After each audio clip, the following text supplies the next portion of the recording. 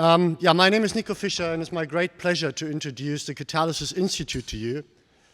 We are a research institute. It's about 100 people, most of them soft-funded, and you've heard that term a lot this morning. It's a big challenge for us.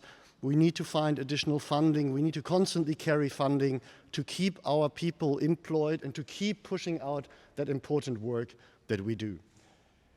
We have also the honor to host 3 Saatchi chairs in our institute and have currently 1 A-rated researcher, which is just an indication of the quality of work that we produce.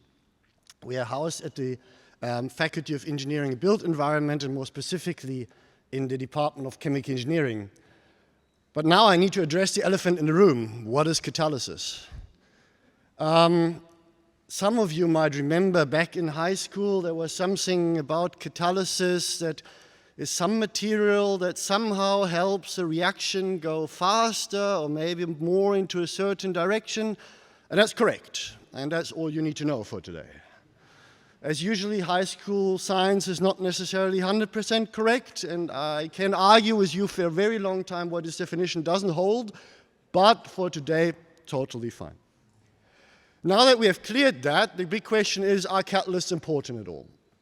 And you don't only have to believe me, because that's my job, but believe the rest of our society, believe the rest of industry. Catalysts are part of over 90% of all industrial processes. Likely everything you touch today that wasn't just cut down and made from natural products without ever touching paint or anything was at some point in contact with catalysts. Okay? So they're an important part of our industry. Well, being an important part of our industry with our legacy, they're also an important part of the whole greenhouse gas emissions that we now try to combat. So, easy solution, let's just cut catalysts out. 90% of our industrial processes go out of the window, we produce much less greenhouse gases, and we're golden. Unfortunately, it doesn't work that way. So even in the vision that we're all striving for a more sustainable environment, for more sustainable industrial processes, we will require catalysts going forward. And over the next few minutes, I just want to talk you through our vision of how such a defossilized society could look like. I'm an engineer, so I like graphics. We start, obviously, with renewable energy. I think renewable energy is, in the general discussion, thankfully arrived. Politicians start to understand renewable energy and their value. So if you take renewable energy, wind, solar, water, whatever it is, you get electrons, more or less, and you should use them as much as possible. Run your car, run your house, run these beautiful buildings, fantastic. Can we run everything just from electrons? Unfortunately not. We need to find other ways to store that energy. And the most efficient way is to store energy in chemical molecules. Okay? And the most famous of these chemical molecules that we're looking at is green hydrogen. Okay? Green hydrogen's also arrived in the general discourse. Politicians speak a lot about it. There's a special reason why they speak a lot about it in South Africa as well, and I'll come to that. But what is important, to make green hydrogen out of electrons and water, we need a catalyst. We need a catalytic process that we call electrolysis that converts water electrons into hydrogen. There we go, we are back in business. Hydrogen can be stored to some degree. It can be used directly. Some car manufacturers claim we can just run on hydrogen cars. It needs new infrastructure, so not very easy. And it doesn't have that much energy per mass because it's a gas, it's a light gas. But if we carry it somewhere, what do we do with it? Well, we want to get that energy out. And how do we do it? You guessed it right, another catalytic process, and we call it fuel cells. Again, something that we look at. Why is it specifically important for South Africa? Both electrolysis and fuel cell catalysts have platinum group metals in them. South Africa holds 90% of the global platinum group metals. We try to reduce their use as much as possible because they're still very expensive even here, but they will not disappear.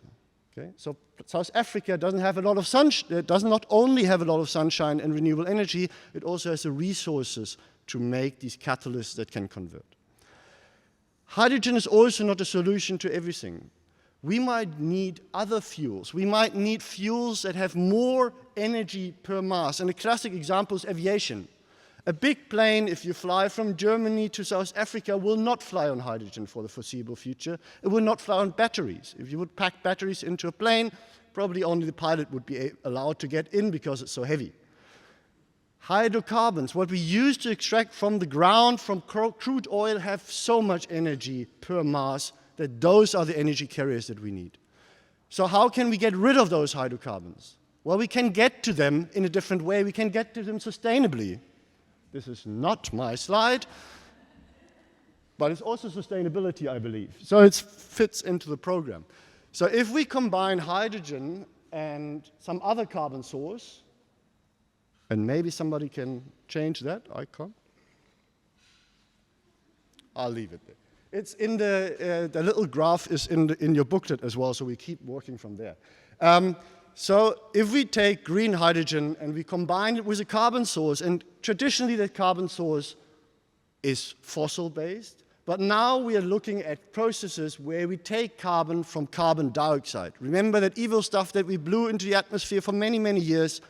We want to take it back from the atmosphere, we want to capture it, and we want to combine it via a series of catalytic processes into liquid hydrocarbon fuels that contain the energy that we need for these processes, such as shipping, aviation, household, and ultimately long-term transport as well.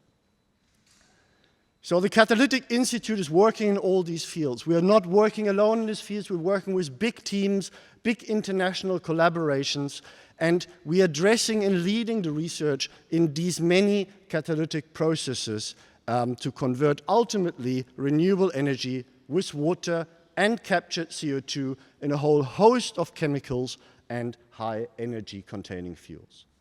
With that, we address obviously some of the most important sustainable development goals, and as I mentioned it before, we can't do this alone. We need to work, and we do work in large teams, international collaborations, otherwise this fundamental challenge for our society cannot be overcome. This ends my few minutes that I had today, but I'm more than happy to give you more details, more explanations, and also debunk that high school myth that catalysts don't participate in the reaction. Thank you very much.